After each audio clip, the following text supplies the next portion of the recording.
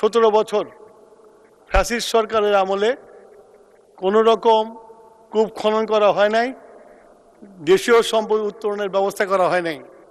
শহীদ আবু সাইদের কবরের একটু পাশ থেকে আমাদের কয়লার খনি শুরু। জনাব মোহাম্মদ নুরুল আমিন, মাননীয় সদস্য, একটি প্রশ্ন করতে পারেন। মাননীয় স্পিকার, আপনাকে ধন্যবাদ।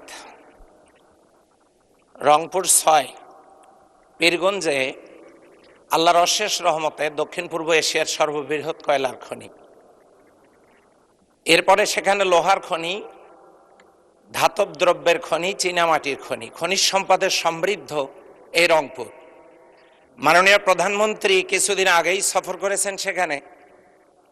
শহীদ আবু সাইদের কবরের একটু পাশ থেকে আমাদের কয়লার খনি শুরু। তো আমি মাননীয় মন্ত্রী মহোদয়ের কাছে জানতে চাই, আমাদের এই খনিজ সম্পদগুলো উত্তোলন করে কয়লা শিল্পভিত্তিক কলকারখানা নির্মাণ এবং বেকারত্ব নিরসনের জন্য কোনো পরিকল্পনা তার আছে কিনা। সেই সাথে জানতে চাই, উত্তরাঞ্চলে গ্যাসের লাইন গেছে, জনগণ গ্যাস পাচ্ছে না, এ ব্যাপারে জনগণের চাহিদা পূরণে তার কোনো বাস্তবসম্মত পরিকল্পনা আছে কিনা। ধন্যবাদ মাননীয় স্পিকার। মাননীয় মন্ত্রী। মাননীয় স্পিকার, আমরা আমাদের নেতা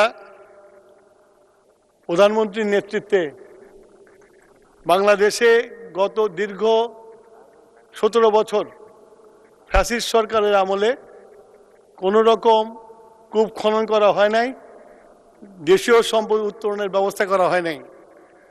আমাদের মাননীয় প্রধানমন্ত্রী নির্দেশ দিয়েছে, দ্রুত আমরা এই কূপ খনন করে বিভিন্ন জায়গায় গ্যাস আবিষ্কার করার চেষ্টা করছি। এবং উনি যে ওনার এলাকার যে পাথর এবং সোনার খনির কথা বলছেন, ওটাও আমরা করব, দেখব ওখানে সঠিক আছে কিনা। সিসমিক স্টাডি চলছে, স্টাডি শেষ হলে আমরা এটার কাজ করব। ধন্যবাদ মাননীয় স্পিকার।